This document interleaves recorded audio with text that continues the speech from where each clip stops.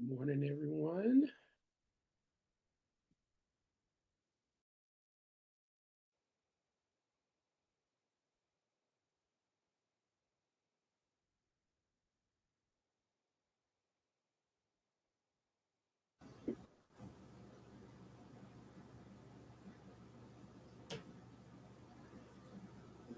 Find some time to check on in.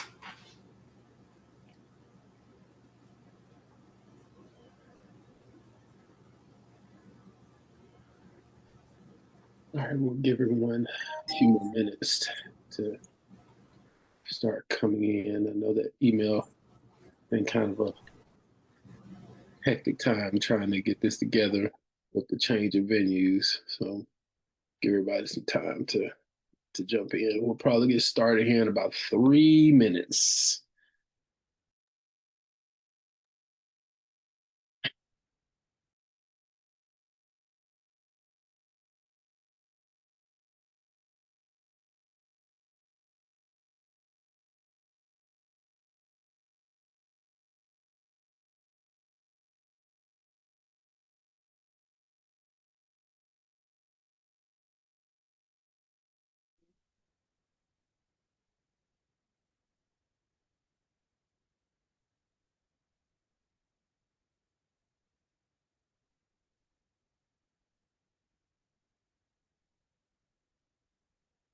Good morning.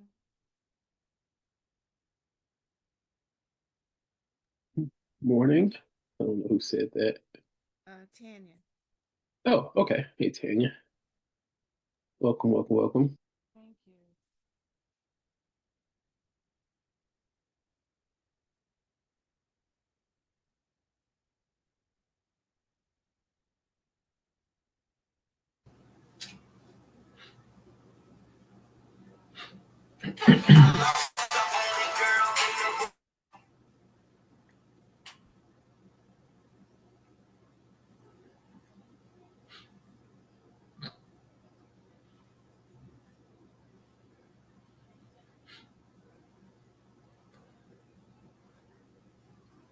Can everyone see my screen okay?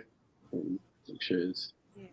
visible. Okay, good, good, good, good. All right, we'll give it another minute here to get started and give people some chance to jump on in. I just sent out the email. Share everybody.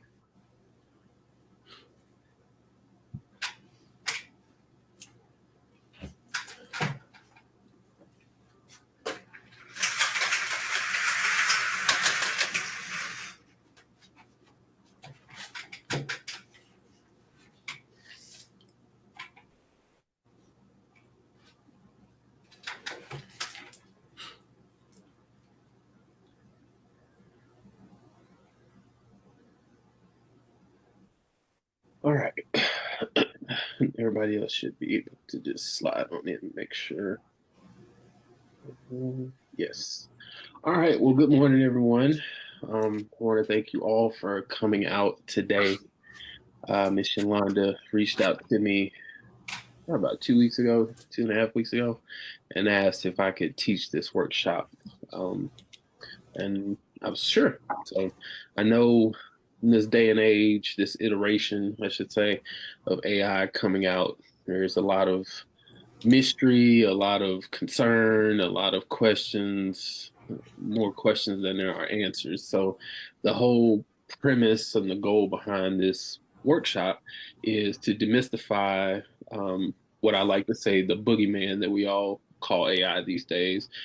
At the end of it, you should get a clear, accessible understanding to what AI actually is, how it works, and I'm going to go over, since we have such a diverse group of people, I'm going to go over various different industries and how AI actually applies to them and in what ways you can actually utilize AI in your day-to-day operation. So if you're completely new to this or you have some casual experience with AI, like ChatGPT, for example, well, I'm going to start from the basics and then I'm going to work my way up. But you're not going to need some type of computer science degree to really understand a lot of this information. I'm gonna keep it very familiar, very understandable, and go through some practical examples before we get to the end of it. So a little bit about myself. My name is George Woodard. I'm a market operations specialist and AI consultant. I have my own consultancy, Elsewhere Media Group. I've been doing this now for over a decade, working with sales, marketing, operational teams at companies fixing broken systems, optimizing them so to help them scale their growth and their revenue. Um, I've contributed quite a bit to a lot of success to different companies across the world. And much of the information you're going to get in today's workshop and presentation is going to be very actionable information, things that have been battle tested. So you will learn a good deal. I'm pretty sure there's going to be some stuff that I didn't remember to put in the presentation. It's going to come up, and I'm going to give you that information too. So you're going to be in for somewhat of a treat. The agenda we're going to be working with today is very simple. First, I'm going to start off laying the ground level foundation of what AI or artificial intelligence actually is. And then next, I'll go into some myth busting. I'll just uncover and kind of clear up a lot of confusion around what AI is and what it's aimed to be. And then explain how AI actually learns the information that it gathers. Also, some new trends, what to expect in the next coming maybe months or years with AI, and then go over AI in action. I'll describe and explain a lot of different ways in different industries. I try to cover as many as I could, but see what AI looks like in action is in a bunch of different industries and occupations. And then if you haven't or you're not comfortable, to give you just a simple three-step way of getting started with utilizing AI. And then I like to keep, if this is your first time ever watching me present this, I like to keep my presentations concise, clear, to give enough time at the end for Q&A. So if you have any questions, feel free to ask. So you got me here for a while until 12, so don't hesitate. Originally, because the workshop was supposed to be live and I thought it was going to be for Men's Expo, I created this slide. But if you want, I'm going to put this link in the chat. If you want to follow along with me, you can do so if you go to this link. I'm gonna put this in the chat, and it'll give it's a quick form you fill out, name, email, and then it'll send you a copy of the slides. And also, I have some supplemental material too for helping you with writing content using AI.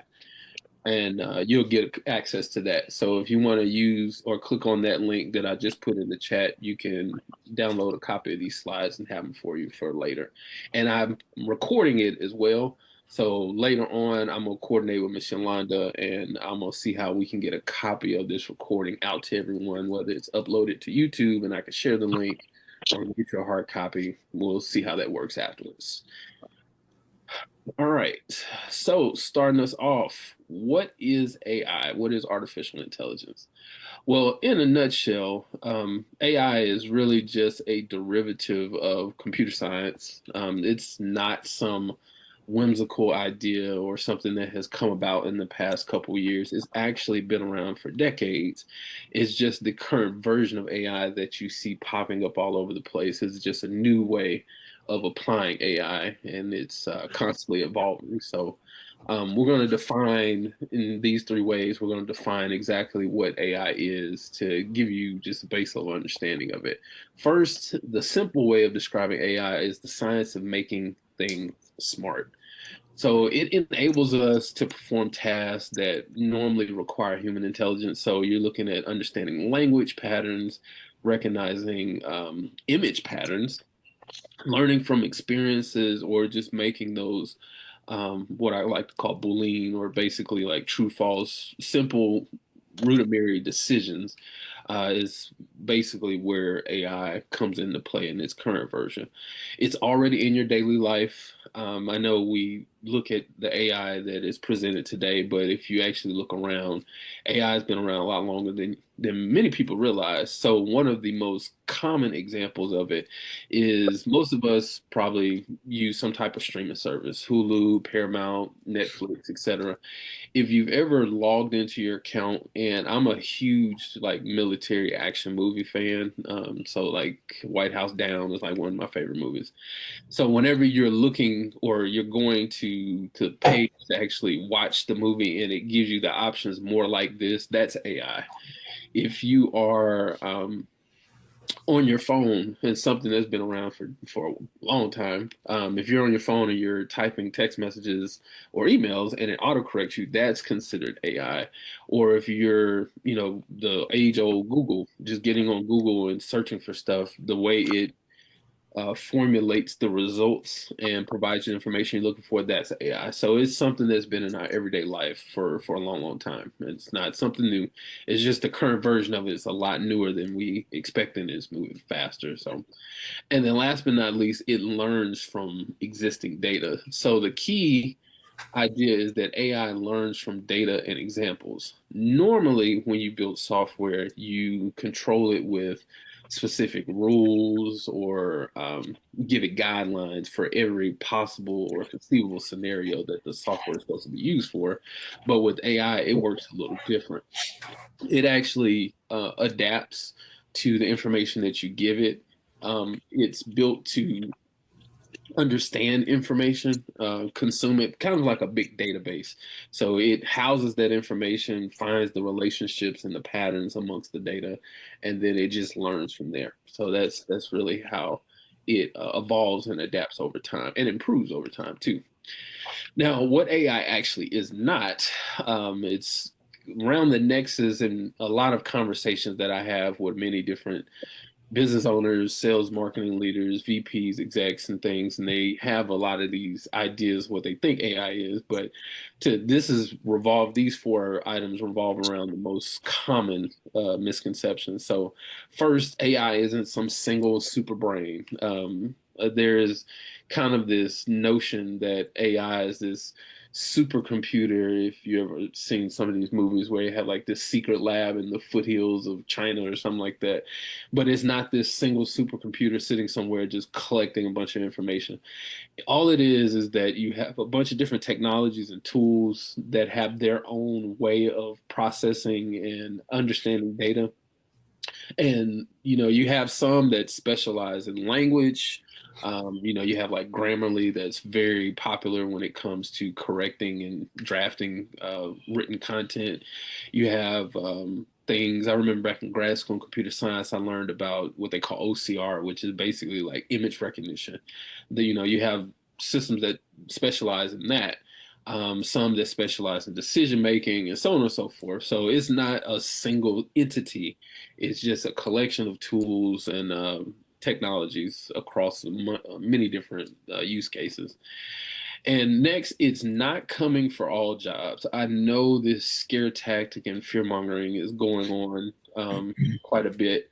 So it's making it sound like the AI is going to come shut down the evolution of life. That's not going to happen. Now, where I have to be, honest about it, where it can disrupt the normal work of everyone is that if there are very low level, repetitive tasks where a processing system like AI can come in and do better than human, kind of minimize that human error, then that is the case. But the way you combat that is you yourself become more familiar, understanding, educating yourself around how AI works, and what use cases for your particular industry, business, or if you're an exec, how you can apply it for your teams and utilize it to its best of ability. So it's not coming out as a wholesale to replace all of us, but it can take over a repetitive task.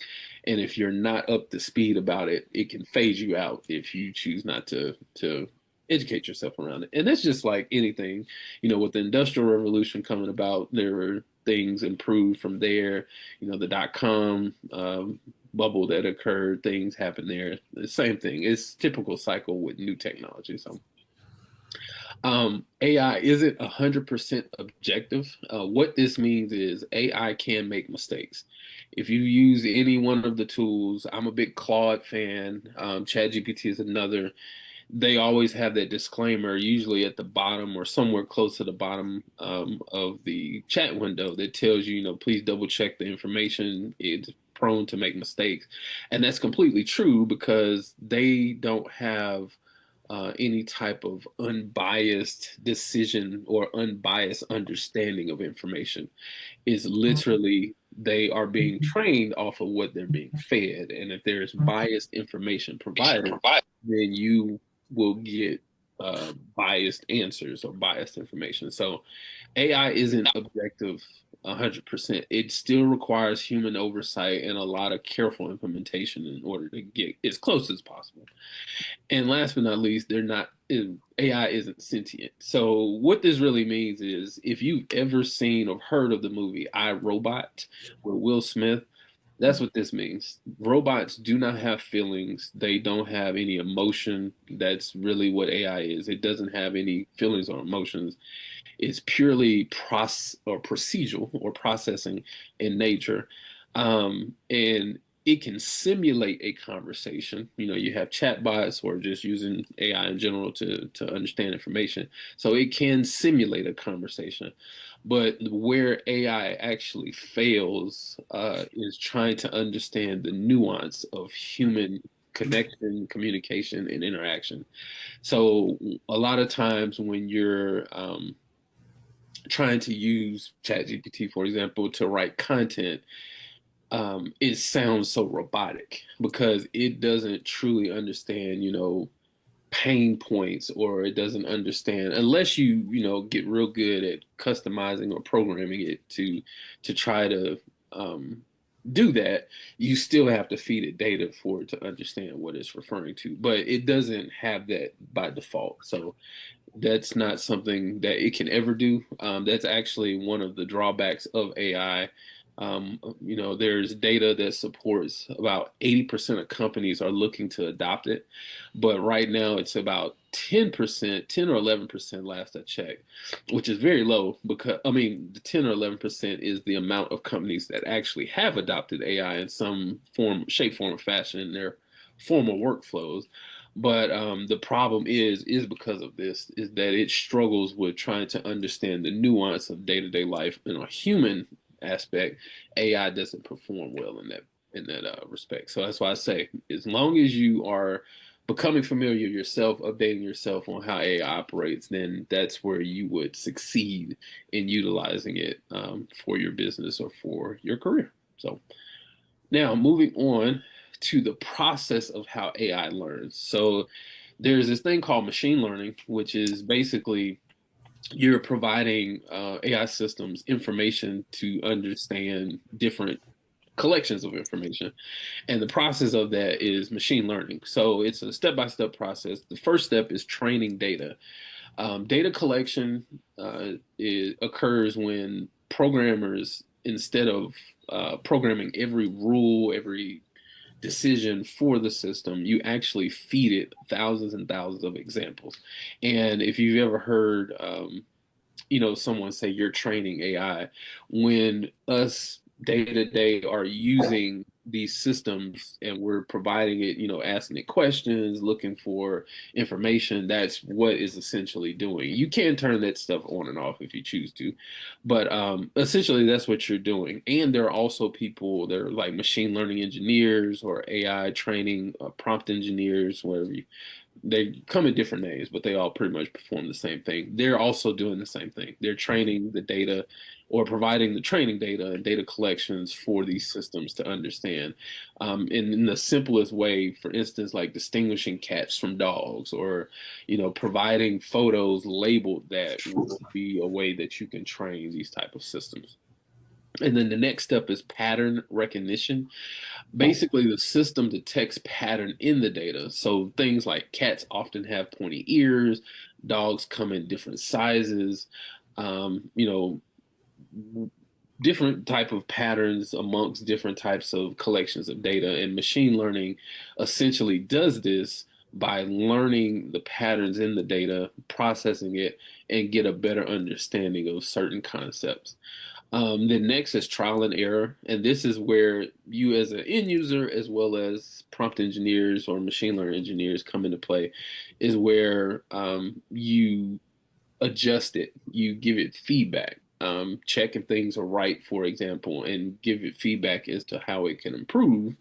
And this works best from an everyday business standpoint, is that if you're using it to write content, and if you have a great understanding of what your brand voice is, who your ideal client profile is, who you're trying to connect with and talk to, the trial and error portion is where you would hang out the most, because you would get it to fix a lot of, not really mistakes, but fix a lot of the content that it's outputting for you, so it aligns better with what your business is, or what company you support, or what team you support.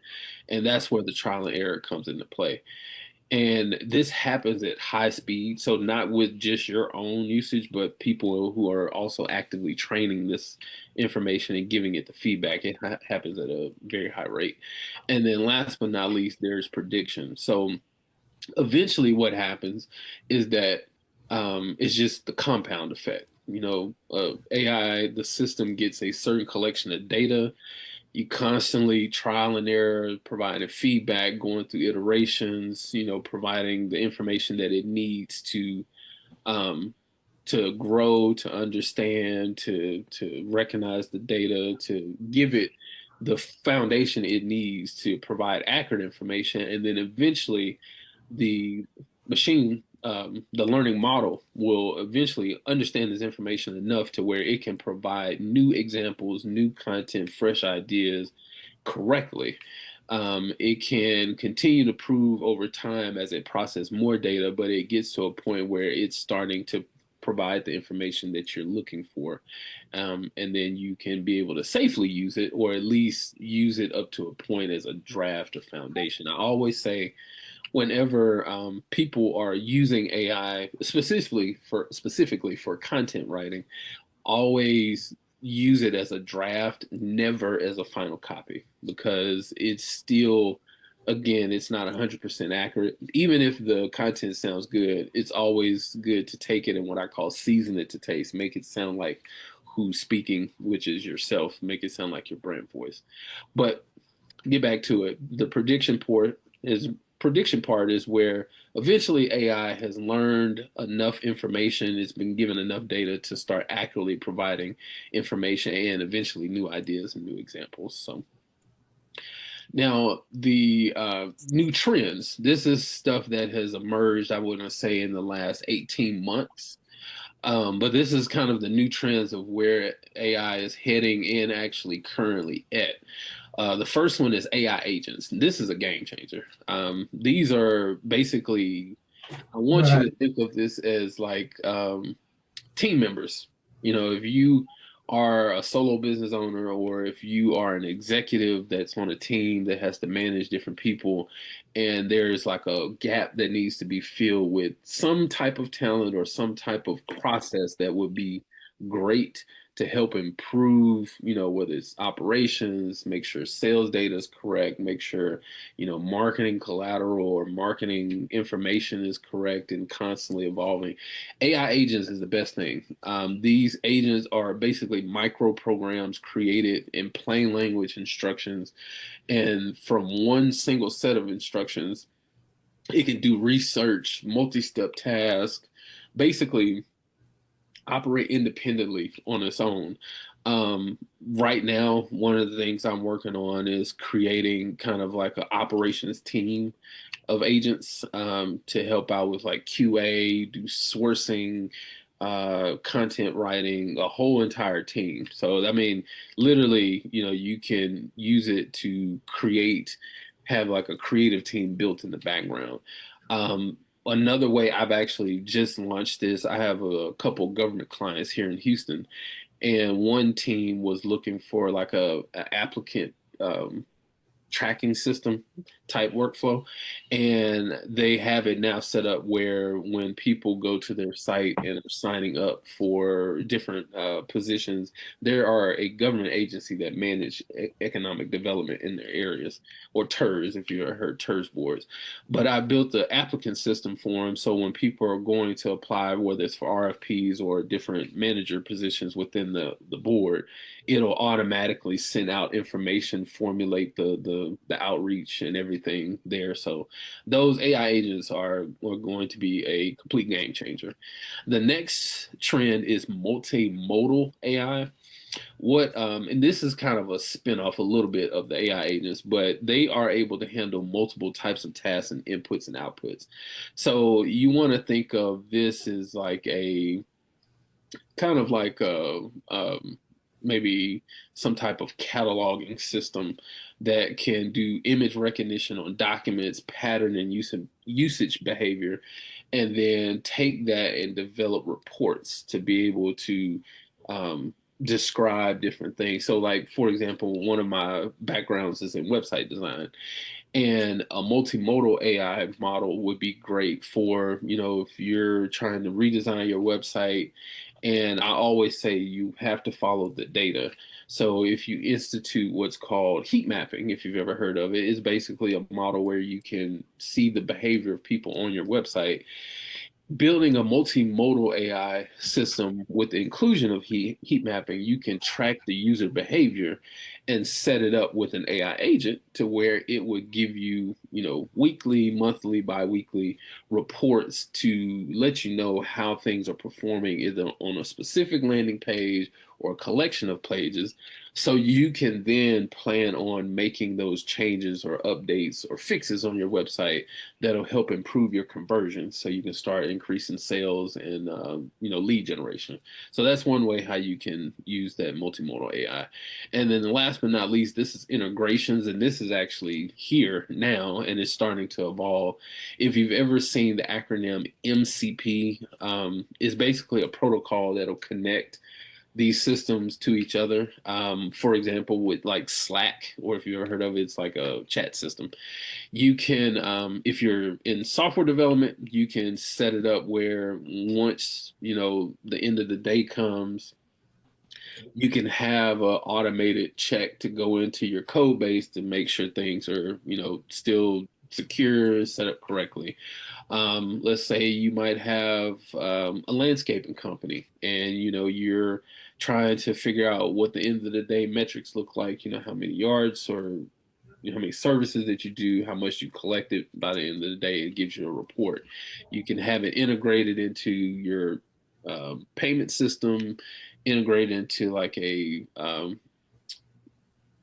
charting system, and it could send you that monthly, weekly to kind of see what your numbers are.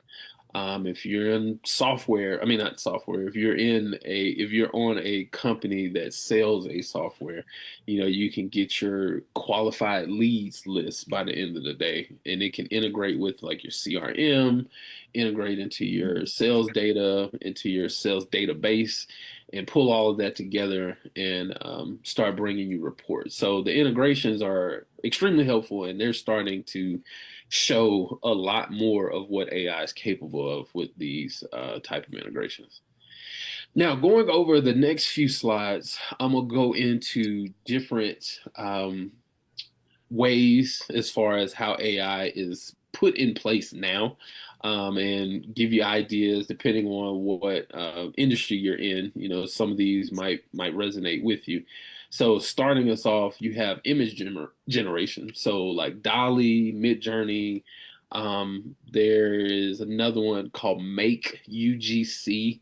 So if you ever want to get into like creating AI twins or AI avatars and things like that, that's a good system to use. But image generation, I'm sure you've seen these if you've been on Facebook in the past month, and people have been reposting those kind of cartoon versions of themselves. You know, you have that going on, but it's basically generating a unique image, and based on the prompt that you put in, and the more detail, the better. But it represents a big leap, and especially compared to what it used to look like to now, it's a big leap in the AI capabilities. There's text creation. Everyone knows about this. AI can write things, articles, blog articles, press releases, marketing copy. I've used it quite a bit to create outlines. I'm becoming a published contributor to different magazines like Business Insider and stuff. So using it to draft ideas. But it's here. ChatGPT is extremely popular for using this. One of in Also what I mentioned earlier in the chat, that link to sign up to get these slides. There's also another link on that page when you sign up. There is a copywriting framework.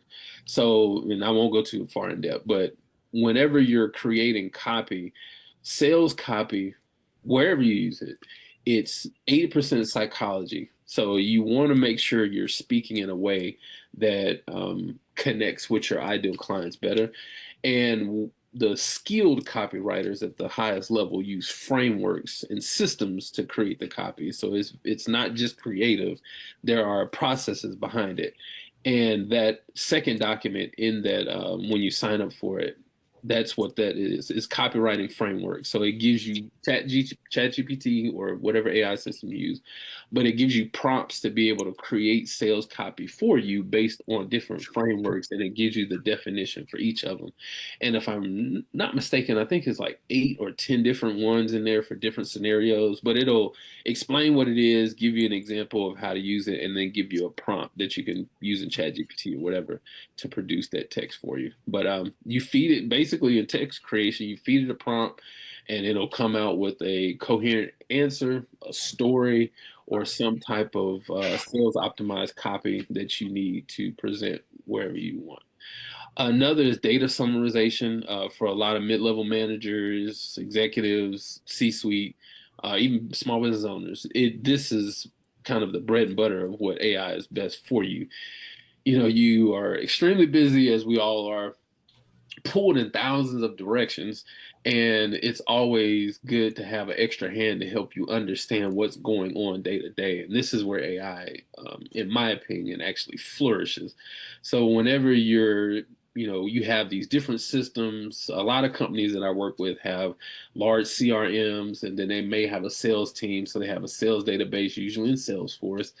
And then you have maybe, like your website, and then your social media data, and you got all these different platforms. And it's like, okay, this is too much stuff to consume. I don't know what I'm looking at, or it's a lot to kind of wrangle together.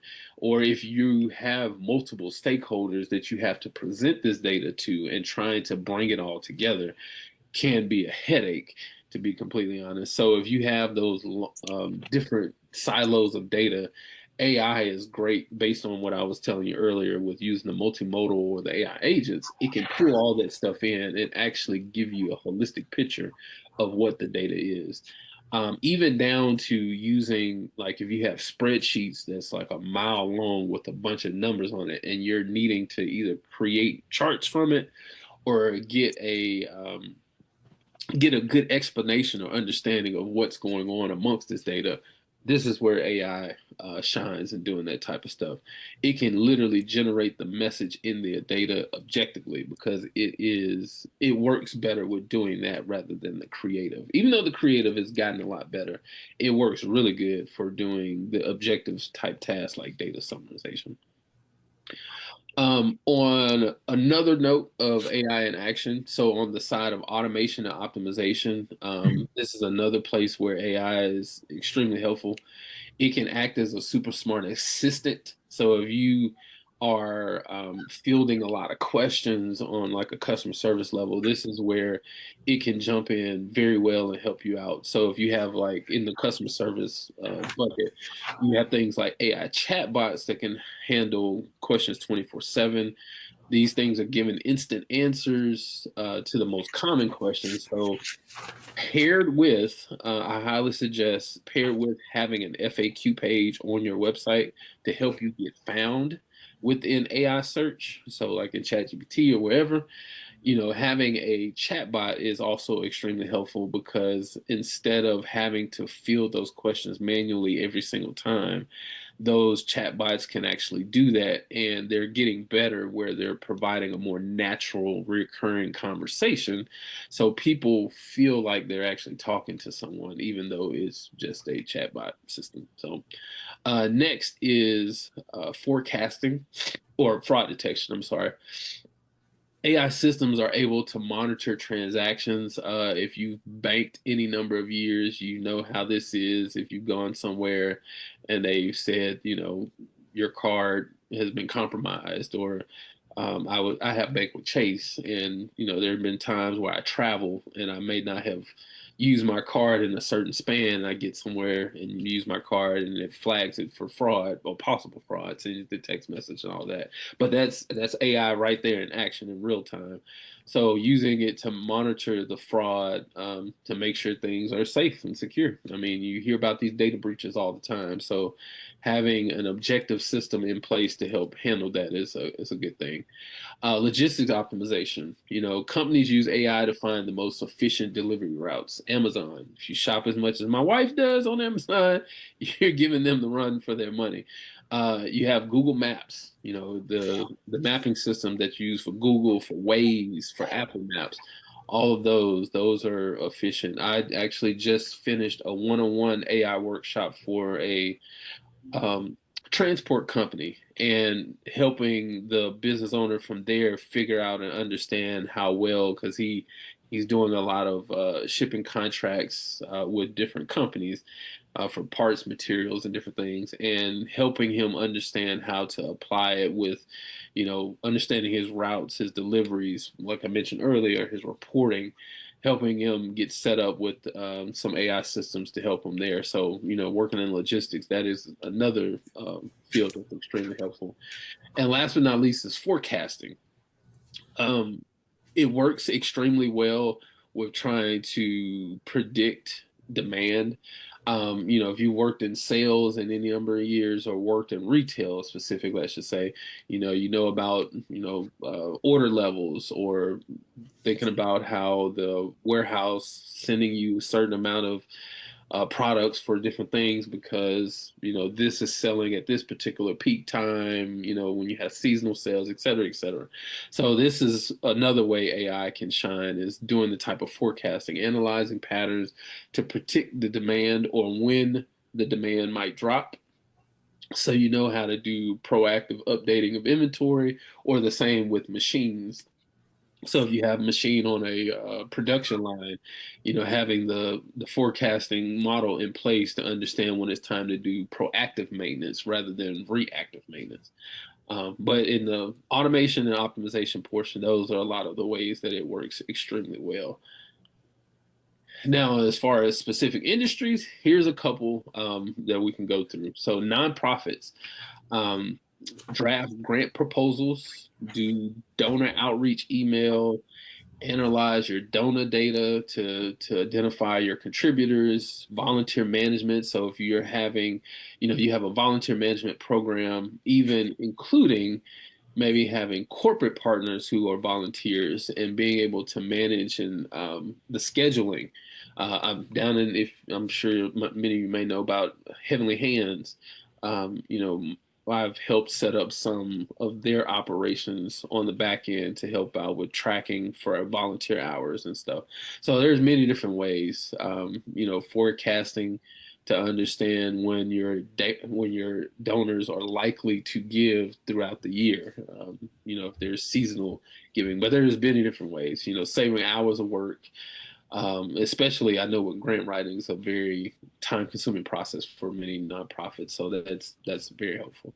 If you're in real estate, chatbots, excuse me, that's one of your biggest helpers. It can answer a lot of common questions about listings at any time.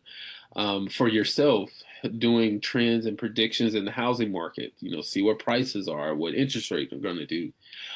Even historical sales, you know, you heard the word comps.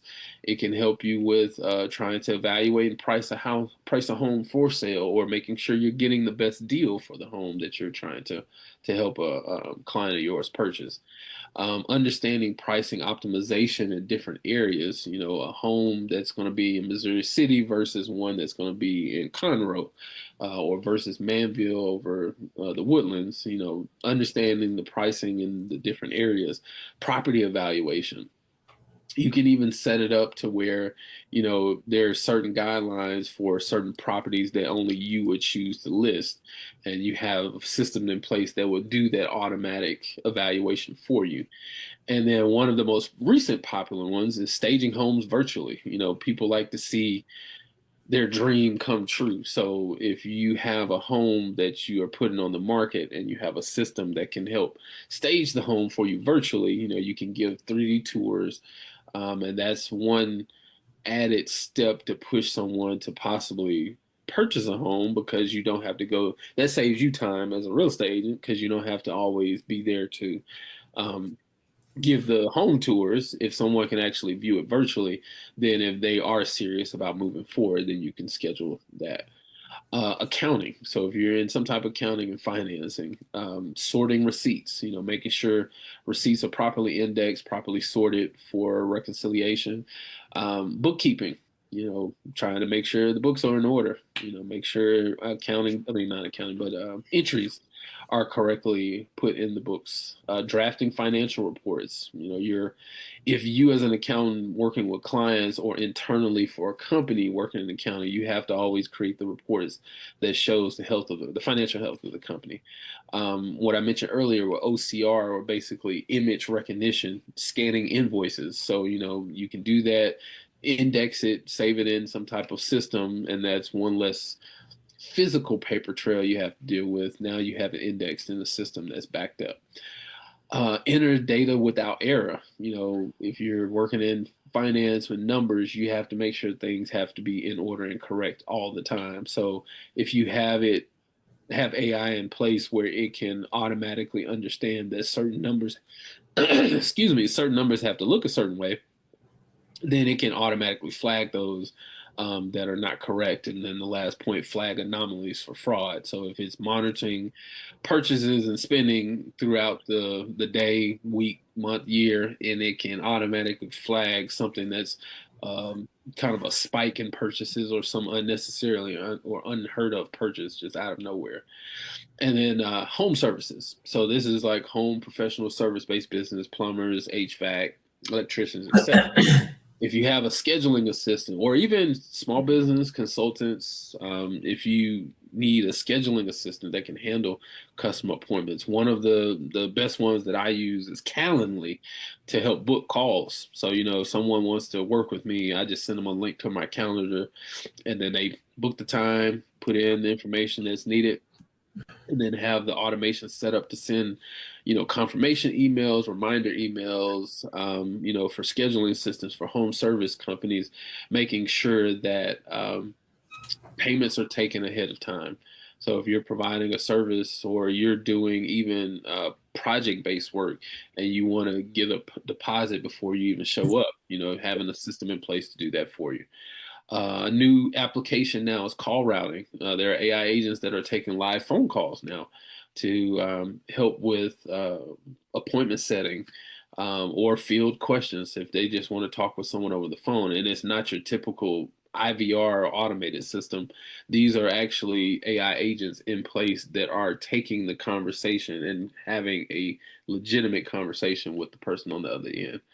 And providing job estimates. One of the best ways that I've seen this in place is if they come to your website or if they contact you some way and they're sent a link, or if on the website they provide some preliminary information, get as much info as you can possible to give them an estimate of what it would take to perform said job. If you're trying to rebuild a deck or if you're trying to put a new addition to your house, this will be extremely helpful if you're a home service-based business or a service-based business to have some type of system like this in place. Even with industrial companies, I've worked with a number of oil and gas companies, and with a lot of the parts, like pipe or petroleum and all other stuff in different weights and sizes.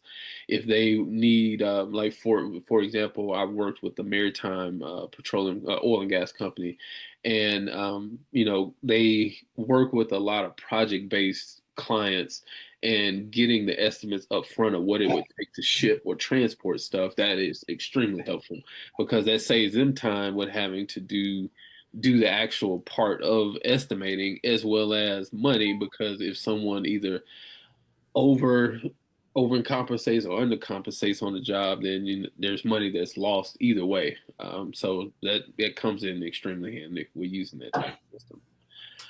If you're on the internal side of a company, HR, AI can help streamline the hiring process. We know onboarding can be such a headache for a lot of companies, but having those automated systems in place could help with handling the onboarding process a lot easier and smoother.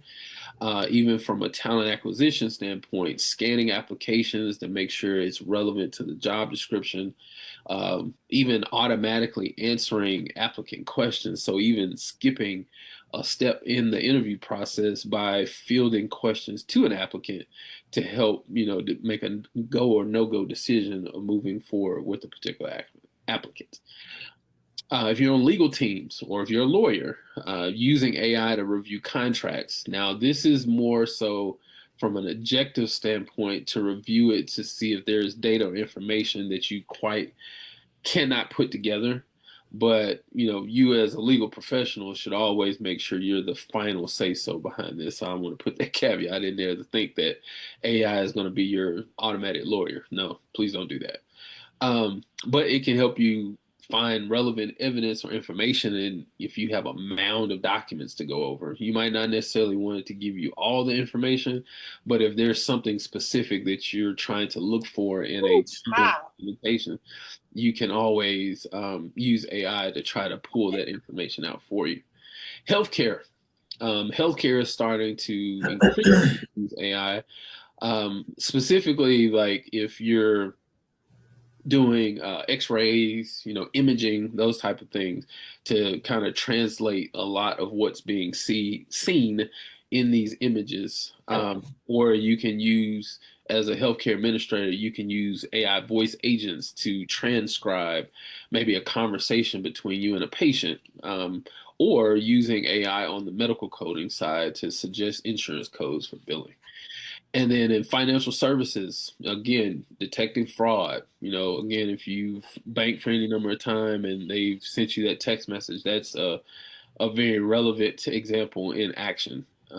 Even robo advisors, if you have a portfolio and you need ways to understand how to move money amongst different investment vehicles, that's another way. And last but not least, you have education, personalized learning experience. So if you're taking like some online certification course and there may be many different modules, but you're trying to understand a certain track, AI can come in and adjust and update your learning path to make sure you're getting the right information as well as being tested. It could create the multiple choice test or grade you on your essay versions of your tests and generate practice problems. entertainment and media. You're seeing this every single day, especially online and social media. It's generating these AI generated videos. Woo, Journalists are I'm telling using you. it to generate news summaries. Filmmakers, you've seen this for ages, where filmmakers are using it for special effects and character generation. And then now with social media's inclusion, the entertainment, the reels, the shorts, the videos, as well as advertising. If you've ever seen any social media ads, they're using the AI avatar twins to create those so you can be able to scale paid ad campaigns. And then there's transportation and retail. One of the biggest uses is airlines. They use it to forecast flights. A lot of their operations are heavily leaning for years on AI automation and predictive learning and machine learning.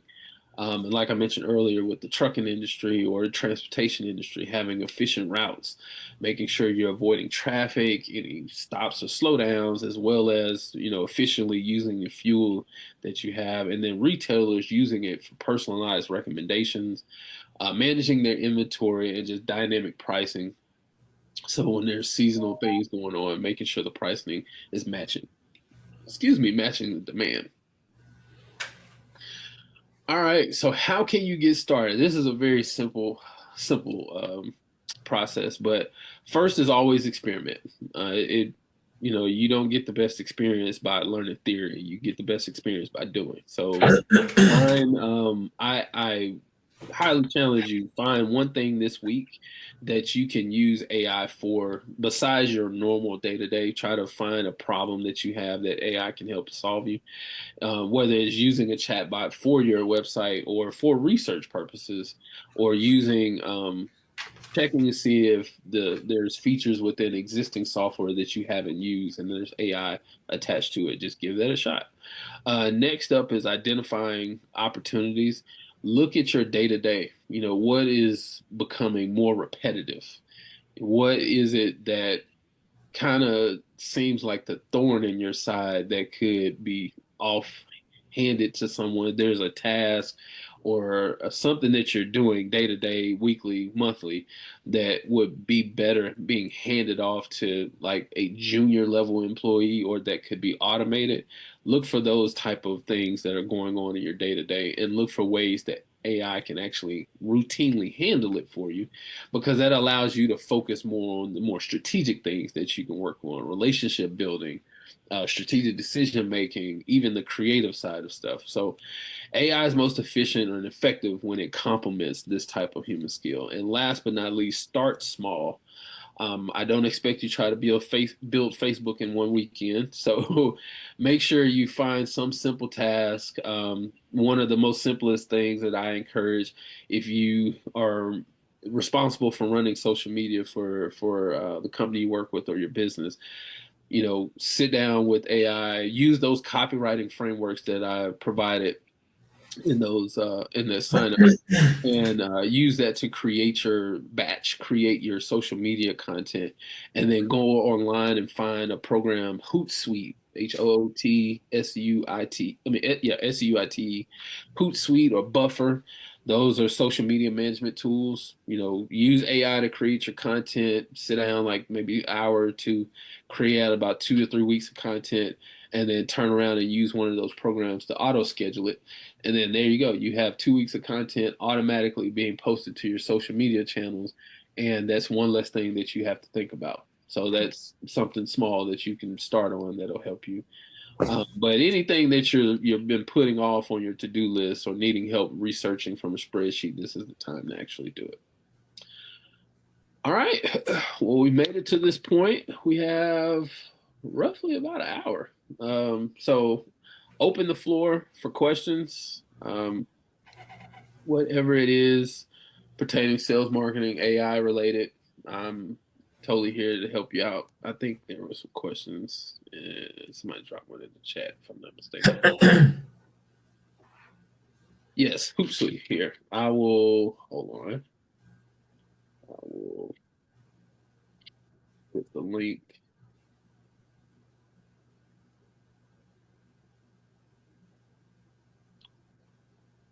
Second.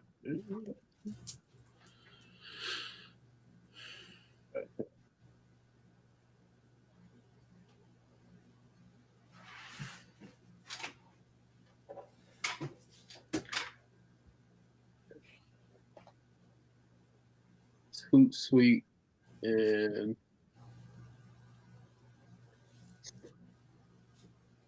this is Buffer. I personally use Buffer. That's just my personal preference. I don't have any one against the other. I've actually um, I taught a workshop about 2 years ago.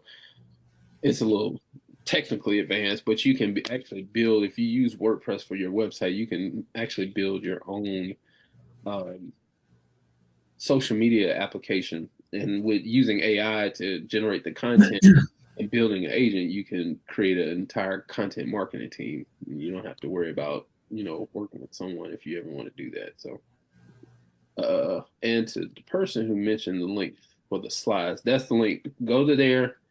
If you go to that link, click the button that says download material, enter your name and email, then you'll be able to get access to the slides and that copyright framework I was referring to. Rhonda asks, what do you think about Gemini and exactly what does it do? Really, most of the major systems, Gemini, Perplexity, ChatGPT, Claude, they all operate pretty much the same. Um, they are generative AI systems. They generate content. Some might have features like ChatGPT works with Dolly and Midjourney, so it can do videos and images. My personal favorite is Claude because I'm a programmer. I do a lot of technical stuff, so it works very well for that. Really, it's about what is your need and finding which one performs the best. I know I've used Notebook LM, which is another one that Google has, but Google Gemini is the same as using ChatGPT. It's really just another generative AI agent, something that you can use to, hey, I'm trying to understand this particular topic, research the internet and find me some credible sources to help me understand this. That's really what Gemini can do. And if there's any more in depth to that, you can always try to go down the rabbit hole of pushing the envelope with it. Say, try to create this or do that. But it's no different than much of the others. There's small nuances amongst the different systems of what it's capable of, and that's really more or less just figuring out which ones work best for you. But it's really just another chat GPT to kind of simplify it. It's another chat GPT, and it has its own particular, like I was mentioning in the beginning, that AI is a collection of a bunch of different systems. And thank you for the star, Lorna. It's a collection of a bunch of different technologies, so it has its own processing to think about what it needs to do. But you really just have to play with them and see which one works best for you. But I hope that helps. Let's see. Can I do an example of using AI? I will in a second. Let's get through a few of these questions, and I can show you. Actually show you my own usage of AI. What is an MCP integration? So it's a connector,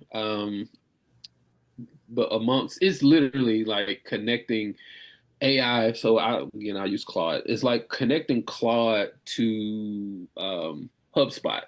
So if you're not familiar with HubSpot, is a CRM and email marketing software. So you can use what's called an MCP. Is an integration. It's basically like a connection between the two systems.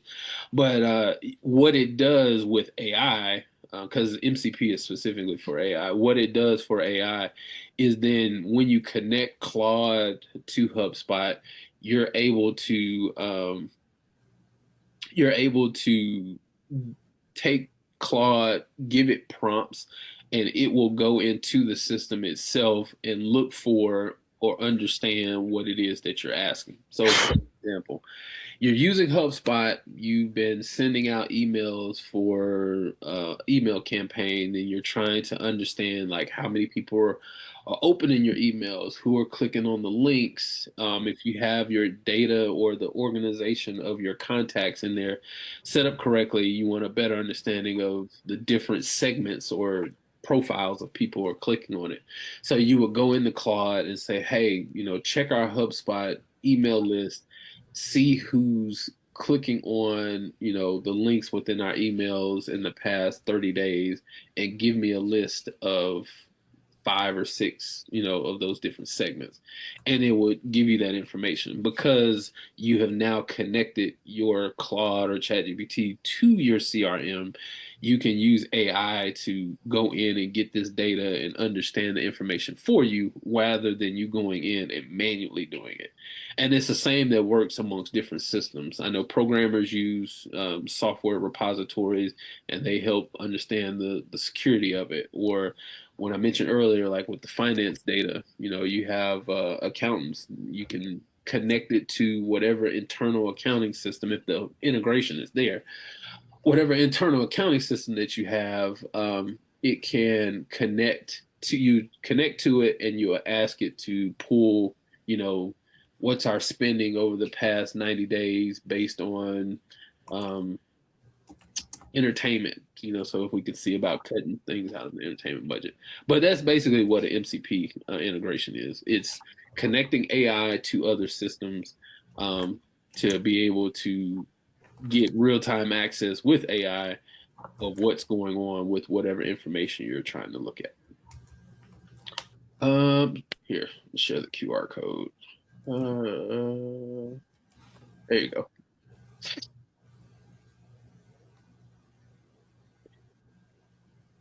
Is there certain security measures we should take when using AI? Can the information we share with AI be shared? Yes. So if you are using AI, let's say, for example, in the healthcare industry, you have what's called HIPAA.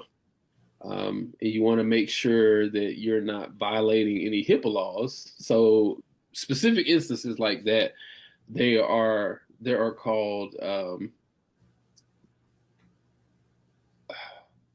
like you have system certification. So HIPAA is one, and then you have something like, for example, it's called SOC 2, SOC number two. These are all different type of certifications and regulations around the security of the systems themselves. But yes, you want to make sure that with security measures, what system you're using is secure. So always stick with the mainstream ones because they have security measures in place, and then be cognizant of the information that you're sharing, because you don't want the data to not necessarily be leaked, but you just want to be mindful that you're sharing information into a public system. But there are also ways you can turn off um, the sharing or the training of data. There's settings. It really depends on what the system, which AI system you're using. But there's a way you can turn off that training portion of it, so it could not use your data for training their AI system. But really, it just honestly, when it comes down to security, you want to make sure that you're not sharing it. Personal information in there because there's a possibility, just plainly put, there's a possibility it could get leaked, but if you do share with it, there's a possibility it can get used. So just be mindful of what you're sharing. MCP stands for Model Context Protocol. I had to pull up an exact definition, so I want to give you the real extensive definition of it. But basically, it's a tool that allows you to securely connect with external data, tools, and systems, overcoming what's called AI isolation. So is like I said earlier, it's a connector that you use to connect your AI tool with different systems so you can be able to perform tasks based off of said system. Discuss how AI agents working with other AI agents can be an asset for affiliate marketing platform. You could create. So Donnell asks, discuss how AI agents working with other AI agents can be an asset for an affiliate marketing platform. So right off the top of my head, with affiliate marketing, you can uh, um, employ AI agents to be able to um, do marketing collateral. So, for example, you can have a AI agent that would create the copy, that is standard for, or if you're giving it to an affiliate to do like a social media post or a video or something like that, you can have an AI agent that is your copywriter to create um, the brand voice that you want for that particular affiliate to use it for. Then you have another agent on the team that'll QA this to make sure it's following, excuse me, the standards or guidelines that you set for your brand voice. Same for creating the graphics around it. If you have a graphic designer, which it works well, AI works well with creating graphics, but I highly recommend you use a graphic designer. Um, while AI can create media, it's not the best at doing so. So I Right. kind of steer from that and try not to use it in that regard. But as far as like creating the content that your particular affiliates should use or brand voice that affiliates should use, you can have an AI team in place to handle that type of thing. That's just off the top of my head. And I'm sure if you deep dive into it, there's many different other ways that you can utilize it for an affiliate marketing platform. Um, Oh, so the QR code's not working. Okay, so at the end of this, I'll actually, I'm planning on doing that anyway, send out a follow-up email, but I'll make sure to include the copy of everything in the email itself. And then when we have the video available, I'll send that out to you. So just keep an eye out on your email and I'll make sure to send that out to you guys that can't access it with the QR code. Okay, any other questions? Anything else? These are all great questions, by the way. Um, Any any other thoughts or questions that you guys have?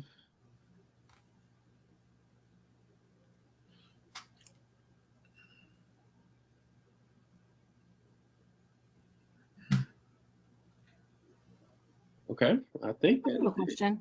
Okay, good. I have a current business. It's a in-home childcare, but Okay. I was kind of considering using AI to create educational materials and kind of selling that separate.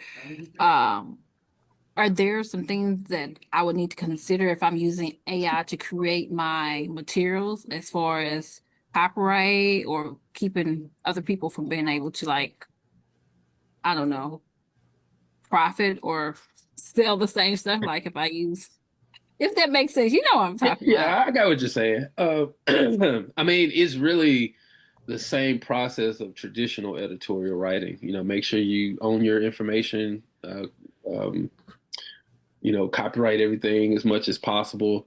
What I would be mindful of when you're using AI to create your material is to try to err on the side of caution from a copywriting perspective to make sure you're not infringing on others. Because again, AI, the way it works, it's scouring the net now in its current present state. Most AI systems now have the ability to search the internet. So if it's gathering data in that way, then 9 times out of 10, if there's some public access to a copy of a book, is going to pull out, excerpts of it to understand it, to give, answers to whatever content that you're writing. So I would say for your case, if you're going to use it to create, that's fine. I'm not against it, but just make sure that the final draft passes through your hands first, or at least if not you specifically, you have a human editor, at the publishing house you use or wherever you choose to go. Make sure there's a final set of human eyes that are on it to finalize it, because you don't want to again, you want to make sure your material is your material, but you don't want to use AI and then it infringes on someone else's, and then that can put you in a bind of possibly, litigation and all that type of stuff. So it's the same process with traditional hard copy editorial work. So yeah.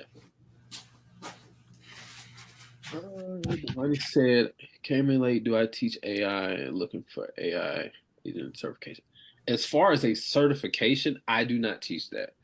I do, however, teach. I have two options. I work with teams as far as like corporate and businesses and small businesses and upskill their marketing, sales, and operational team. I teach AI workshops for that purpose. And then also for the smaller businesses or solo business owners, I do have a one-on-one AI workshop for that regard. I actually just did one this week with, I mentioned earlier, with a guy who has a logistics trucking and shipping business, and we did a one-on-one AI in marketing workshop and training for him to help him understand, the data behind why AI works in that particular industry. Gave him specific examples of how he can utilize AI, and I actually built an AI growth intel bot for him using Claude. I created a bot for him, so if he's creating content for social media or doing his marketing collateral, he works with a lot of different. He has to do a lot of different presentations. So giving him that bot will help him create slide deck material, investor relation material, press releases, all that type of stuff. So yes, I do offer those. At the end, I'll have my email address for my contact info. So if you want to talk about that in more detail, just shoot me an email and we can discuss that if that's something you're looking for. But as far as like the certification, teaching to become certified in AI, I do not do that. That's not in my wheelhouse. Okay. All right. Okay. Keep the questions rolling in. I'm going to stop sharing my screen for just a second, and I'm going to run a live demonstration of the AI.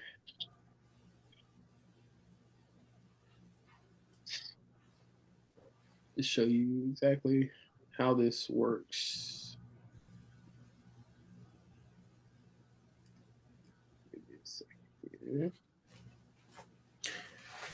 I'd like to say something if I can. Sure. Yeah, this is Donnell. When you were speaking on the staging for the realtors when they were showing homes and everything, Uh-huh. that particular what would you call that? Well, It's like virtual staging. yes. Yeah, that's Okay. basically what that's called. You will have, so one of the ways I've seen that work, I know for sure, I cannot think of the name of the product, but there's a Right. camera that you can put in a home that you're going to put on listing, and it would completely analyze. So you go from room to room, and it'll completely analyze the room and get an understanding of like the square footage, You height, all that stuff. you And know then, when I first witnessed that? Excuse me. I'm sorry. go ahead. No, I was going to say I first witnessed that in 2007. Okay. In 2007, in a Wired magazine, Yeah. and it was almost like the goggles and everything that Google has made the whole bit. Mm-hmm.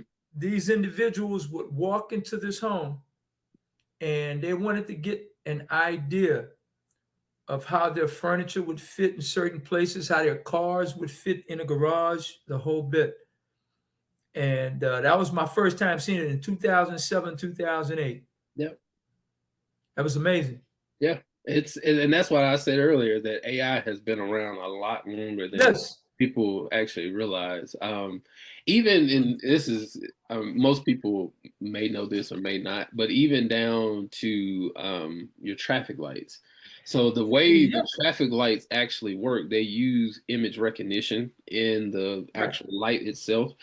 And if you ever paid attention to this, but the lines on the ground, those are contact points. And because Absolutely. our tires have wire mesh inside it, those contact points come into contact with your tires, and then it triggers the image recognition On the lights. setting of the traffic light to Right. understand, the data of speed, of how often, cars are coming through particular No, intersections, et cetera, et cetera, et cetera. So yeah, like stuff yeah, like that, it's been around for we can go all the way back to we can go with the driverless automobiles, yeah, right? yep, And the technology has always been there because cruise control on cars in 1950, yep.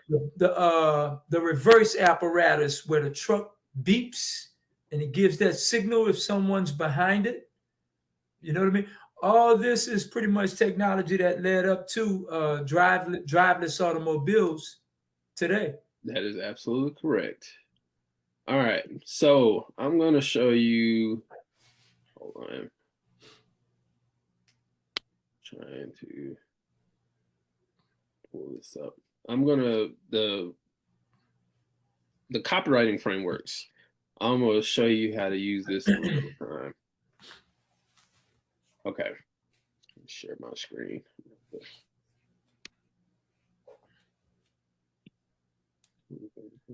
Share. Okay, here we go. All right, so I'm a huge fan of using Claude. So I have my own space for different reasons. And what I was talking about with the agent situation, like all these files that you see right here are different agents that I've programmed off of different scenarios, different services, and all the type of stuff. So I'm always playing with it.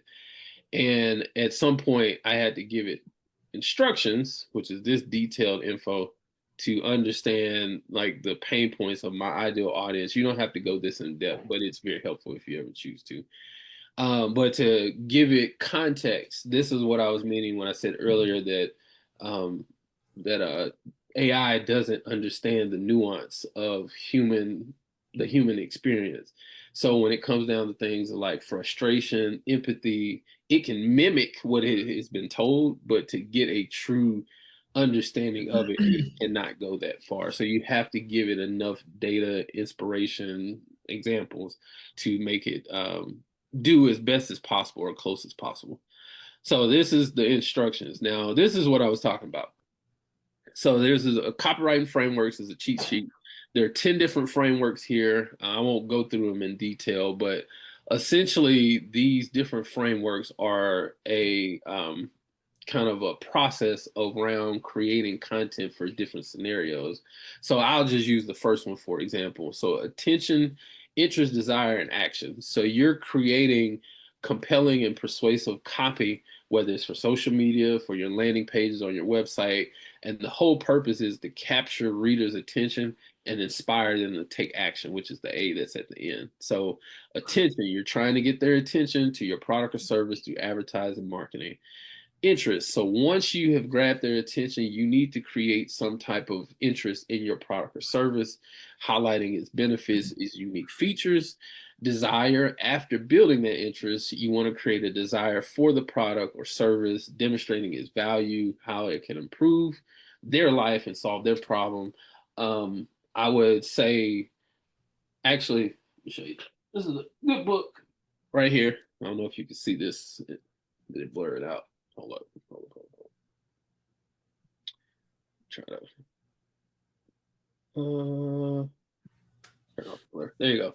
This right here is a very good book to that point as far as desire. Building a Story Brand by Donald Miller. This author, he's a very high esteemed copywriter, like globally, but he talks about the value of being able to communicate the value of your services or products. So I would highly suggest, if you're in the realm of trying to create copy for your business, for your company, get that book. That will help you out big time. But for Desire, you're demonstrating its value and how to improve the customer's life and solve the problem. And the point I was trying to get to, you want to make sure you're explaining more of what the customer is getting out of it in second person point of view versus you saying how well you could do something. So that's what that book can explain in big time. And then action. Finally, what the action you want the customer to take, such as making a purchase, signing up, registering, etc. So here is, and it's gonna, I'm not gonna go through this in detail, but I'm gonna show you how this works. So I'm gonna take this prompt. Actually, it's probably better if I write it. We got quad here. It's okay. Let's see, write an email marketing campaign of, we're going to say 3 emails using we'll use the abbreviation AIDA framework to grab the attention of, so it says ideal customer persona. So my ideal clients are B2B. This is just one of them, B2B software companies in the industrial space, and persuade them to take action. Start with a bold statement to get their attention. I'm looking around my camera as I'm typing here, so excuse the weird movement. Present information that not requires, but piques their interest, and just state the benefits of our, this is one of my services, strategic assessment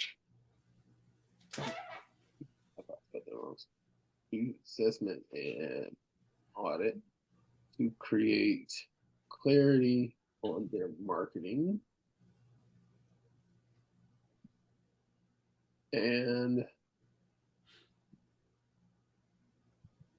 ask for booking a call. And that's Grammarly. That's another AI. All right, let's see what it gives us. And I actively use not just this one, but I use these copywriting frameworks quite often when it comes to creating copy.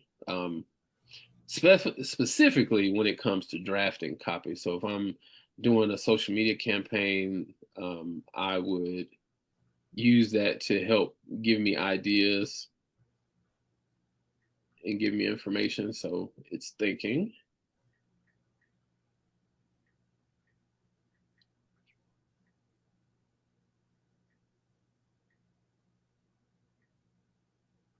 And if you see the sequence logic I was talking about earlier, the logic that it tries to do with procedural.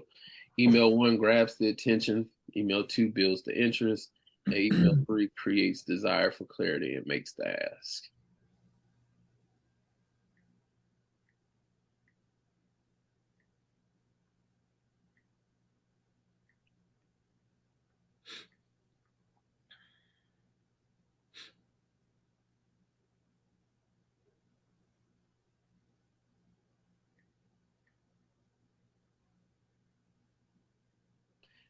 And why it's taking so long is because I have heavily, so one of the things I like about Claude is that you can create what's called projects, which are basically like siloed spaces for specific things. And I have one for like my copy and marketing collateral for my business, for technical reasons. So if there's like code and other things I need to fix, I have a space for that, and da da da da. And each one of them have specific instructions for that space of how it should analyze and how it should think, et cetera, et cetera. So, all right, here is the output. So here we go. All right, Email one of three. Attention, goal, pattern, interrupt. Call out a problem they know exists but haven't quantified. Subject, this is the subject line. Your buyer searched for you, AI answered for your competitor. And then it just created, based on my brand voice, my style of talking, my style of communication, it created just that simple email. And then, you know, in a normal way, I would take that email, read it, put it in a Google Doc probably, and sit down and figure out how I can tweak that even more. Sometimes it'll give me a good one off the first shot, and then sometimes it'll do not so well on its initial draft. But 9 times out of 10, I won't use the original email. I would actually take this and then find ways that I can extend it, shorten it, or even just reframe the whole idea. But using those copywriting frameworks, this is a prime example of how it could create content for you on the fly, especially if you give it the proper context, or the proper instructions when you're creating content. You know, how your voice should sound: confident, clear, concise. You know, you want to sound authoritative because you're an expert in your field, et cetera, et cetera. So that's a live showing of how well properly prompted AI can work for you. You guys have any other questions? Okay, see, there are some questions here. The name of the book. Okay, hold on. Building.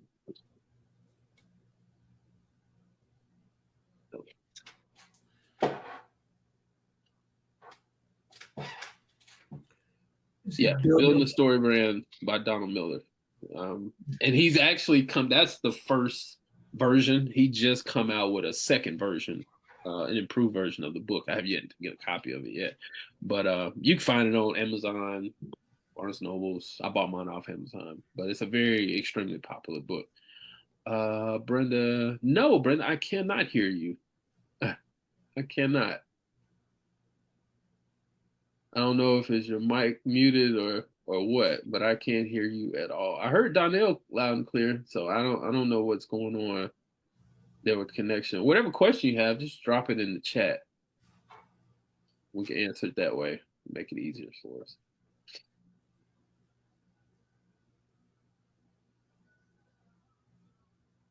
And Lola, I'll make sure to include you on that email too. I got your message.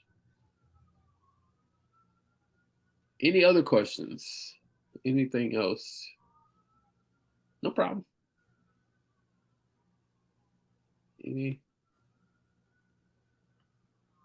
Do you think that this is Donnell again?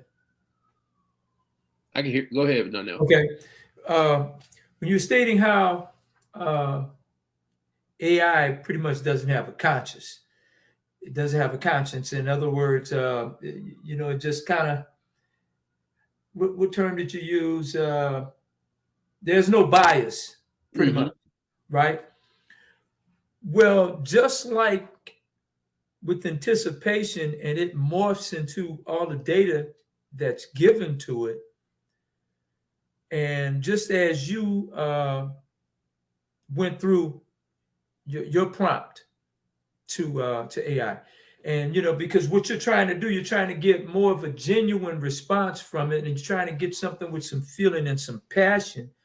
Well, I think, couldn't it react sort of like a human? In other words, you may not really possess a lot of compassion, but you pretty much discern what your audience or what your client or whatever is anticipating.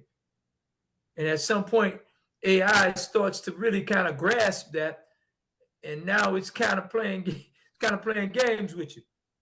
Actually, that's not the entire scope of what you're explaining. So what I mean by that is AI only outputs as good as the data it gets in. Right. And then when it comes down to the, like, for example, that output of those emails, it's only because of the mountainous number of examples I've given it. Right. And it doesn't from a human emotional standpoint, it doesn't give you output of how it feels because it cannot Absolutely. have feelings. But it only gives its predictive understanding of an output based on the information that you give it. So to your point, when you're talking about the bias part, it only because of the amount of information I've given it from my perspective, that's why Mhm. it's able to give that output the way it does. Again, it's never 100% correct. Right. I've created those, I've created email, I've created copy, I've created 1,000 times. And 99% of the time, I still have to go back in and edit it because it doesn't understand the nuance of human conversation. So, this is a very casual example, but if you're out and about and you see someone, just trying to be friendly, you just shoot them, all right now, and AI doesn't understand that. It's like, what does that mean? But you Sure. and I, if we see each other in public and we say that, we know what that means. So when it comes down to that connection like that, things of that sort, AI doesn't understand it. It only gives you back what it has been given. So if I were to give it enough context over a period of time, There we go. it will understand it, but still, it will consume it, but it will still Right. not understand the context of the conversation. It'll just basically reflect back what you have given it. So it's not gonna the word for that is not gonna cannibalize itself.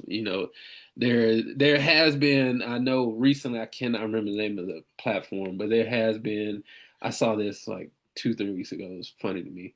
But there has been like this community of AI agents that have like completely gone off the rails. But that's primarily because you have people like you and I, humans in the background that are feeding it this data. Feeding it. Yeah, Right. so it's doing that thing on its own, but it's only because it's getting the bad data. But Like, that's pretty much what I was asking. yeah, That's what I was referring to, because your data that you're giving it, let's say it's more detailed than mine. So, with mine, it would be somewhat, you know, uh, just germane. yeah, But with the information that you're giving it, it's leveling up more or less. yeah, it is. Right. And I don't have my training turned on for its system. It's only local too. Yes. So that's Yes. another thing. Yeah. But yeah, I mean, it does. It learns that information over time. It does get better. But even 10, 15, 20 years down the line, it's still not going to replace a No, person. not at all. It's, uh, Not at all. but yeah, I, it can. That's when you start deving into like software that's hard coded. I like to say, giving it strict instructions because you're telling it specifically what to do. right. But yeah, that creative component of it, when it starts understanding data, it's only going to go so far, or Gotcha. reflect or repeat back what you have told it. What you've Yeah. what you've presented to it. Gotcha. Yeah. Thank you. No problem. Can Uh, y'all hear me now? yes, we can. Welcome, Brenda. Okay. I was just playing around with the audio settings. Okay. Okay. I was going to ask you one question. It may sound kind of ignorant, but so if Claude, uh, so some names of the different, uh, I'll say like robotic person or thing, like Claude, and then there's different names. Like there has the chat box, they have the GPT, right? And each of those apps, I guess I could say app, right? Mhm. But they each have their own perspective uh, uh, name for that AI companion or AI thing Yes. So each platform, platform. That's a good one. Yeah. yeah, each platform has its own. It's a learning language model, LLM, if you've ever seen that acronym. But basically, it's like its own data collection brain. So each platform has its own separate one, where it has trained on millions of pieces of data, and they all are essentially trying to predict information or how to format or output information. And each one is, I mean, like I said earlier, it's not a single brain anywhere. I mean, the only single brain, I guess you consider, is the World Wide Web, the internet. But it has its own specifics for each platform, and some platforms operate better in different instances. So, like for example, my usage, Claude, because I'm a very technical person, I do a lot of programming, a lot of development. And Claude, they have different models. So if you've seen like the GPT 5.0, if you've seen that in the news, stuff like that, all that means is that that current version has been improved, you know, whether it's for performance or processing. And then also, I didn't say this in the presentation, another thing where AI does fail is the relevance of the information that it provides. AI in its current instance for most major platforms is only trained up to a certain date and time. And I think the default or the default information that it's trained up to, I know for Claude, has been up to like 2023, if I'm not mistaken, last time I checked. So it's, even then you have a relevancy issue, even to Darnell's point, when you're talking about the content and the output it's giving you, it's only giving you information based on what it knows up to a certain point. And then from there on, a lot of these systems, Claude, ChatGPT, etc., does have the capability of searching the internet, and then essentially what it's doing is the job for you to find information online. That's really what it does. But each system has its own nuance. It has its own uh, set of language parameters that it has, that not has to follow, but it's programmed to try to follow. But for the most part, yeah, each of them have their own way of thinking, processing, and etc. Yeah. Okay, and the big go-to for each one would be the word, probably the www, Yeah, the the World Wide website. Web. That's Yeah, a tongue twister. Yes, the internet. I mean, yeah, it will give you as much information as it can from its own source, and then right. if it can't find it, it'll search online and try to. It does best of collecting and gathering a multiple. I laugh with a colleague of mine where it's like AI is doing what we did in college back in 2000. It's actually doing the research for you amongst multiple sources and then giving you a final thought based Yeah. on whatever you're asking it. So Right. that's the web component that comes along with AI, and it it helps from a perspective of there's a way in the connection between it connecting to the internet, it starts understanding the data up, you know, again, it's trained to a certain point, and then using the internet, it starts helping to train the data to get more relevant information. And to someone who asked about the children's material, then that's where the copyright issue can come into play. Because if it's giving you, you know, output based on what it has found online, then you could possibly run into Yeah. the copyright problem. Copyright infringements. Yeah. Right.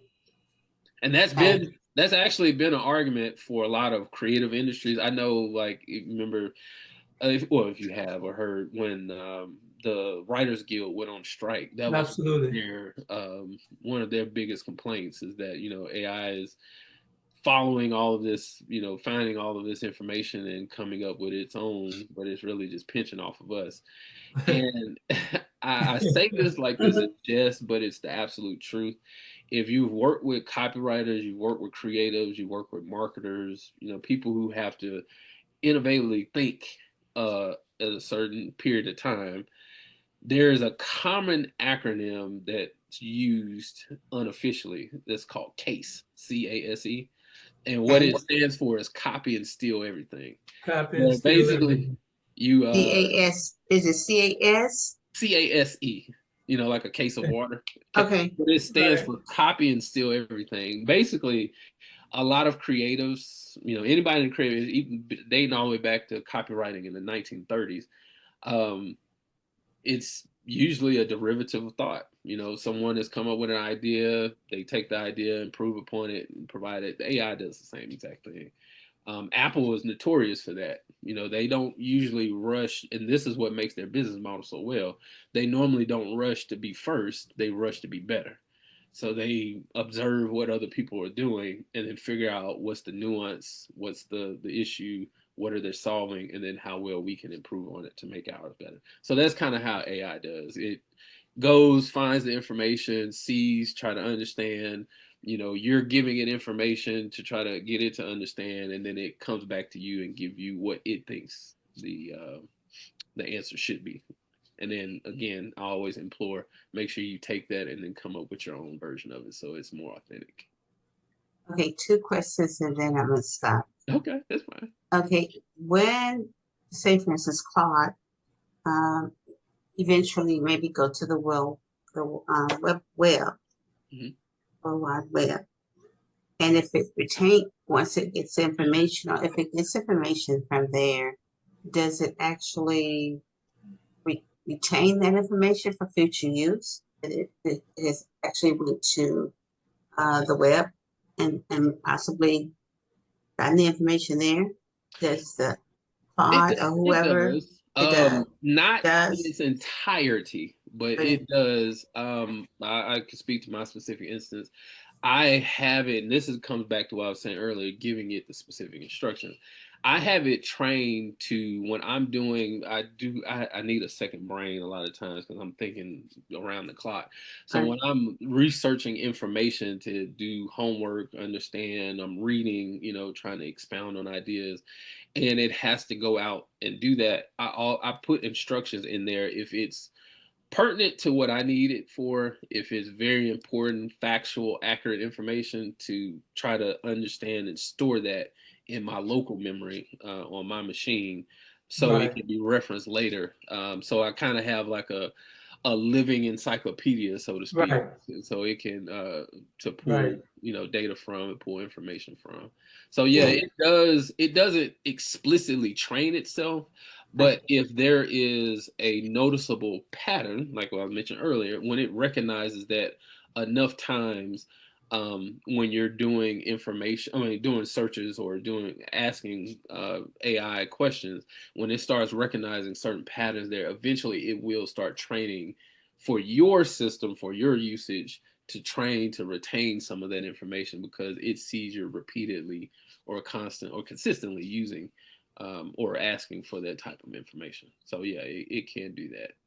So the last question for you, and so like we said, if I see a lot of times when people post something and they have music, maybe Beyonce or Rihanna or someone, they say, this music does not belong to me.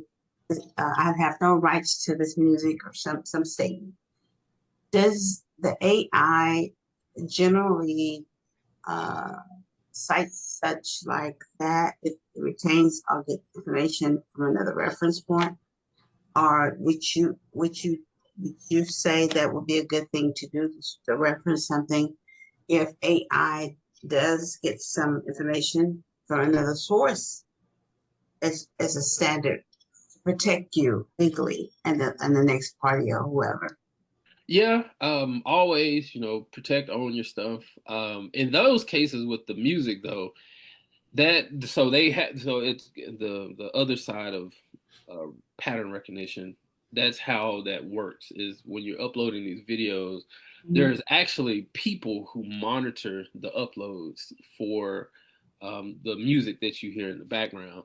And ASCAP. what happens is, you know, if you get denied for, you know, posting particular things like that, is the artist or the music label, whomever that owns the masters or the copyright to that music, there's licensing agreements amongst the different platforms, Facebook, Instagram, et cetera, et cetera, et cetera, about what music can be played on certain platforms. So even if you were to post a personal video and you have that some song from somebody playing in the background in your, like in my home or something like that, and whatever particular song is not licensed to be on that platform, you could put that disclaimer in there, but they're still going to take the video down because that's a licensing infringement there. Right. Then now there's also another layer to that where people are posting, like on Instagram, for example, if you're posting a video, you can add, or there's like in the editing settings, I can't talk today, editing settings where you can add video to it. And when you do that, that's licensed video that has been licensed through publisher, through, you know, the artist, et cetera, et cetera, et cetera. You're free to use that because the platform's providing access to it. Oh, okay. And even then there's an AI component to that too, because depending on the nature of the video and also judging based on previous content that you have posted, it will provide recommendations of what video or what audio you should use with your video, to help with, you know, exposure, people getting access to it, seeing it, virality and all that type of stuff. Or it'll give you recommendations of like what's the current trending audio. And, you know, it's always, that's a good like point there. If you're ever using social media, specifically Instagram, and you're posting stuff, whatever viral audio is there, utilize that because you have a high probability of getting your content seen by more people because it's current viral in it. But yeah, that's a whole licensing situation. That's Okay. more or less between the artist, the publisher, whoever owns the masters, record company, et cetera, et cetera. The end result is if we use AI and they reference, you get to just cite some type of disclaimer or something say. You can. AI, But AI you can, can't be- but even then, even if you do cite it, that's the determining factor of if it gets posted is totally dependent on the platform you're posting that content to. Because again, like I said, it comes down to a licensing issue. You know, if Yeah. Beyonce has a new song out and there was a licensing dispute with Instagram and she completely, you know, or whoever her team is, completely bans it from being used on said platform. If you post a video Yeah. and it has it and they flag it, then they can take the video down or mute the video, and then it defeats the purpose of putting the video up. So Okay. yeah, that still falls back on the licensing. Okay. Yeah. Okay. Great questions. Any other questions? About 15 more minutes. You're a great listener. I appreciate that. I Yeah. appreciate that. It's great. Yes, patience. Yeah. It sounds like you're big good too, Diane. Yeah, Ma'am? I've been doing this for marketing operations in total, professionally with my business 12 years, but working in that industry for close to 20. Good. My background mostly started in web development as a programmer and web developer, and then just I'm a little bit of a tech nerd by trade, so I kind of just moved up into learning more and more. I love to learn, I love to read, so just learning more and more, and I got to where I am now. So yeah, That's I great. enjoy what I do. It's fun. That's It's great. It's flexible, fun. I learn a lot, and it's always evolving, so it kind of keeps me going, keeps me thinking, keeps me sharp. But you know what I find? What I find with you, and I don't mean to sound like AI, but you know, I'm a 70-year-old guy. I'm a dinosaur, right? But I'm a geek in my era, Okay. right? From my era. You know, I had camera phones with Sony when no one else had camera phones. So now I got a camera phone, but yet I can't see you the way I'm seeing you now. Right. But here's what I find though. And if I had any superpowers, it would be the powers of observation. And most individuals that I encounter, and keep in mind, as I said, I'm visually impaired as well. Okay. So I find that a lot of people in your field, and I don't know what age you are, but I know it's not 1 year younger than me, right? And they're very impatient. They're very impatient, and if I don't know your language, you know, with technology and a whole bit, they're so readily to correct me on the language as opposed to what it is I'm trying to figure out. Because, you know, I may not be able to articulate it with your dialogue in your language, but because you know the industry, you just as you were doing with myself and what's that, Mr. Miss She's Brenda? gone. No, there she is, Miss Brenda. Yeah. You was patient. Yeah. You were patient, and you know, you explained. I mean, without explaining, you let her know what WWW was, the whole bit. And a lot of us shut down, guys. At this age, we shut down when the person that we're asking for information is very impatient, and then they take on the persona that you don't know this, you know. No, I get it 100% what you're talking about. That all comes from the School of Hard Knocks, aka I worked 5 years in a call center for a telecom company, Wow.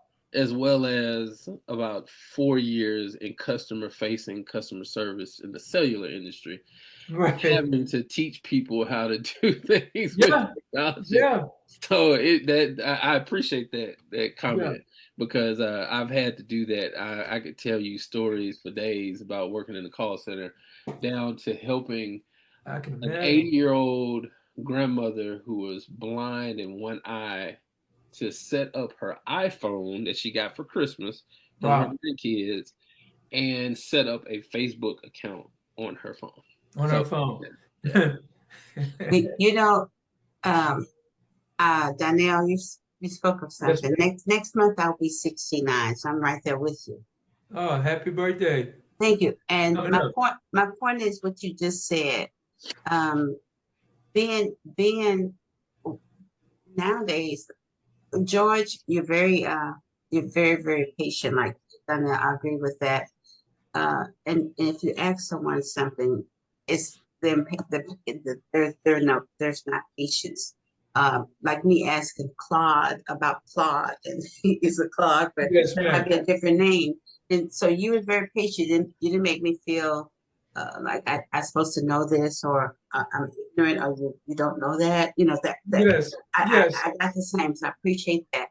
But see, now here's what when you guys were just talking about, and George, you just was telling us about how you help someone. You just told us you were visually impaired. Now, I used to have a computer store, and that's been over 20 years. It's called Yes. Millennium Computers right there on Finding in Bracewood. And the state of Texas, I got certified with them, went through everything. And then the city, metro. Every morning when I get to work, have hundreds, thousands of purchase orders, millions of dollars, because I was certified through the state of Texas. You're talking about universities, etc., schools, everything that the state owned. So it was overwhelming. See, I wasn't ready to.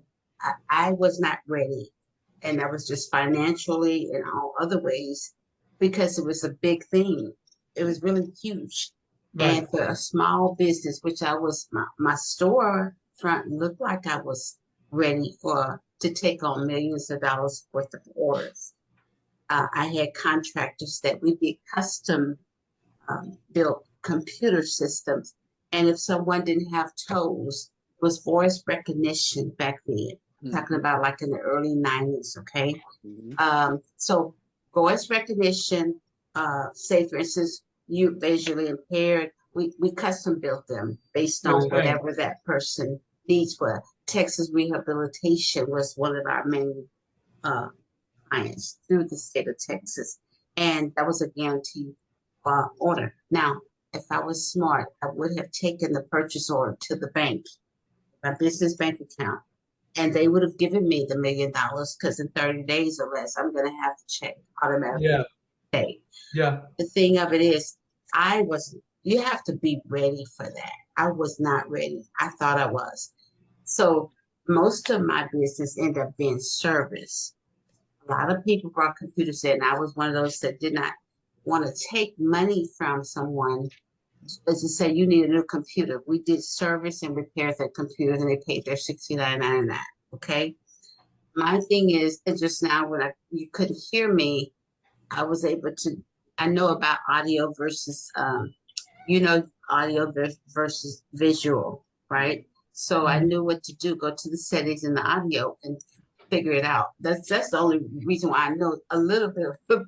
But as far as this kind of stuff, I have no knowledge about what this AI is going to do or take me. I have none. I promise you. So like I'm in the darkest, and I want to learn what this thing is good for AI. I'm saying this thing, but what it's capable of. And I'm sure I'm underutilizing it even with my thoughts, but I know that it's probably so deep right now. And I can just imagine what it's going to be in the next couple of years, you know. But I just want to know so I won't be blindsided and I can utilize it if I need to. I right now have a tax and tax business when I had the computer business before that. And I'm certified with the state of Texas. I'm a notary public since '86 from Dow Chemical. So my thing is, I'm always, if you don't ever want to grow and learn something else, you know, even if I never have to use AI, I want to have some knowledge. That makes sense. Yes. I would like to be able to utilize it because there are reports I had to do um, risk report, which is if IRS walks in my office and I'm officing out of my home and walks in here and want to see how do I secure, what is my security procedure. I have that in place. I have a folder that I can show them because I deal with clients' financial information. That's privacy, HIPAA, and all of that. So I have to have that in place. What's my backup? Where am I backing up this stuff so it's secure? Where is the file folders? It's under lock and key. So that's I want to know whatever I can find out that's going to help me, and possibly I can share this information to someone that maybe needs to know something about it. But that's it. A short summary. I'm just telling you that. But next year, guys, willing, Danielle, I'll be 70. I'm knocking on the door 70 with you, so I understand. We're old amazing, school. man. That's We're old yes, school. man. I'll have to, because to your point, Brenda, you're talking about how in depth AI could go, and it's really just technology in general. Because there's a lot of stuff just from my years and doing. I've met people that are doing some like incredible things, but I'll have to coordinate with Miss Yolanda. She's on the call now about coming up with some other workshops for other reasons. There's a lot of, again, with my industry background.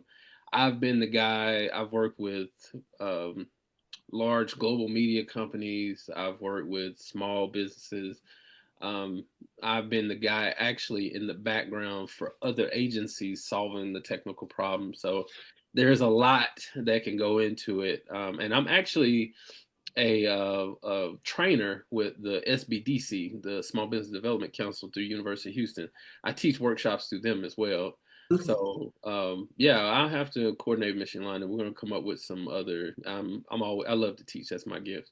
So I had to come up with some other workshop topics, and we can sit and talk. I can give on different topics to jump in depth. I actually did one, and I'll send this all out via email too. But I have a YouTube channel from years, but a lot of times workshops like this in different spaces, I can record them and publish them publicly.